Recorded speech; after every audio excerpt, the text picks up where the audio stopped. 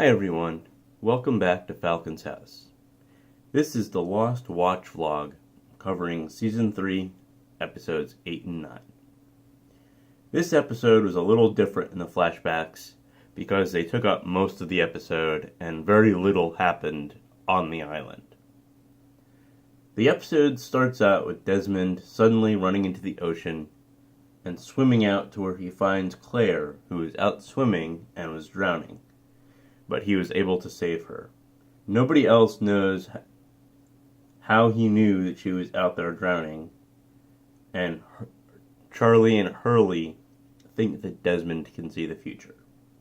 They decide that the best way to find out is to get him drunk. This doesn't work, and he still won't admit to being able to see the future. Charlie calls him a coward, and Desmond fights with him. In the flashback, Desmond wakes up and is in the past with Penny, who is his girlfriend. Desmond still has his memories from being on the island. So is this time travel? I had always assumed time travel was going to show up in this show. I had mentioned that in plenty of my earlier episodes. And I guess this is it. So, that's cool. I'm glad that I was right. Desmond goes to Penny's father and asks to marry Penny. He tells him no and says that he isn't good enough. Well, that's kind of a harsh thing to tell somebody, but they run some big company and Desmond's just some random dude, so I guess I can kind of see it from a class perspective, but that's really kind of a mean move to pull and really mess with somebody.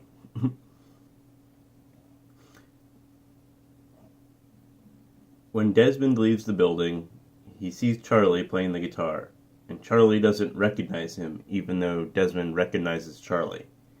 He predicts it will rain, and then it does. Desmond tries to figure out what is going on and meets with a friend who is a physicist. He says that Desmond tries to figure out he tries to figure this out. So Desmond tries to tell him that some mobster is going to come in and attack the bartender, and that the soccer game has a big comeback. Neither of these things happen, and his friend tells him time travel is impossible.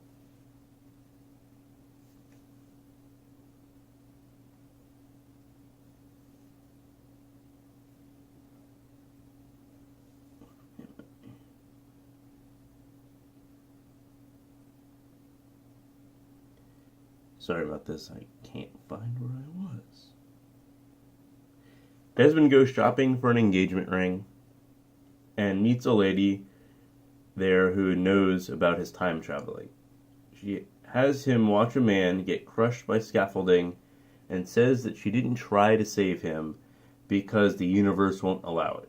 He would just die another way later.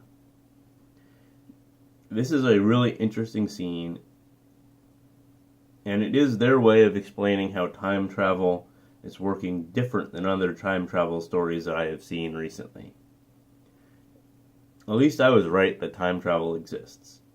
Desmond meets back up with Penny, but instead of proposing to her, breaks up with her and says that he needs to prove something. And that is why he enters this sailboat race around the world, to prove to her father that he's good enough. He goes back to the pub, and the predictions that he had all came true. He just had the wrong day. He gets knocked out by the mobster, and when he wakes back up, he is on the island right after he attacked Charlie. He tells Charlie that both of the times he saved Claire, he was actually saving Charlie, and that Charlie will die.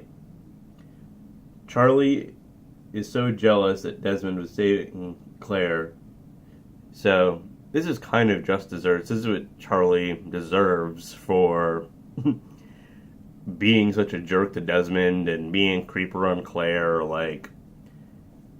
He didn't trust people properly, and now he's going to be punished by dying for it. In the next episode, Sawyer and Kate are on the boat going back to the main island, and Carl is with them, but he is not conscious from his ordeal with the torture. Kate wants to go back for Jack, but Sawyer refuses.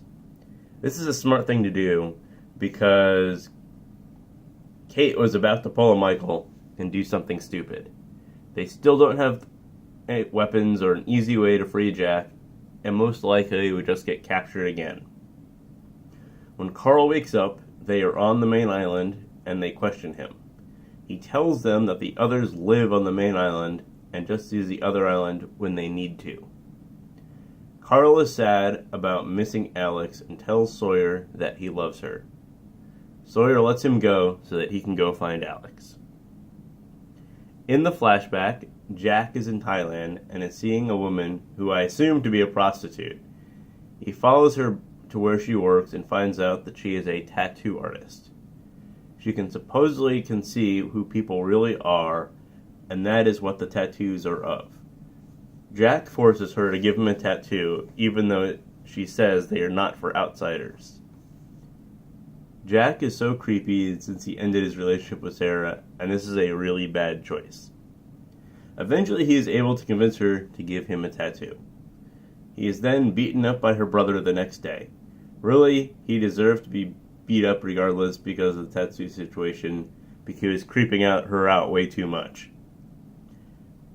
I thought he was acting a lot like Charlie. Also, they have been showing his tattoo for the entire show, and this was kind of a really bad payoff for what it means. Though I guess it is a real tattoo that Matthew Fox has had before he started filming the show, so they just kind of worked it into the mythological part of this show. Back on the island, Jack is put in a cage that Sawyer was being kept in. Juliet shows up in handcuffs and is being punished for killing Danny.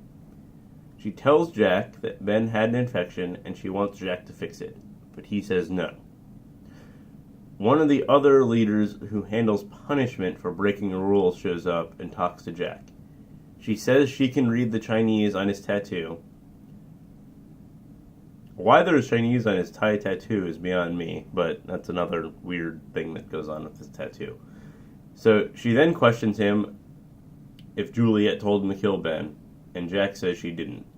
Cindy, one of the other survivors that was captured, she was one of the flight attendants, shows up to the cage with a bunch of kids and other people that were captured. One of the girls asks about Ana Lucia, but Jack doesn't answer. Jack tells them to leave. After they are gone, Alex shows up and says that they are going to kill Juliet for killing Danny, and that killing one of their own is not forgivable. Alex helps him get out of the cage so that he can go see Ben. He convinces Ben to write a note sparing Juliet, and he will help with Ben's infection. They then go to where the trial for Juliet is occurring, and gives the note, and they are able to save her. But she is branded with a mark on her back. Jack tells her that he saved her because Ben promised that he would let him and her leave the island together. On the way back, the main island, the other leader says that Jack's tattoo says he walks among us, but he is not one of us. He says that's what they say, but not what they mean. Whatever that means. Thanks for watching. Please like and subscribe and share with other Lost fans. It seems like the show is picking up steam, and I should have more thoughts about what is going on rather than just straight recaps.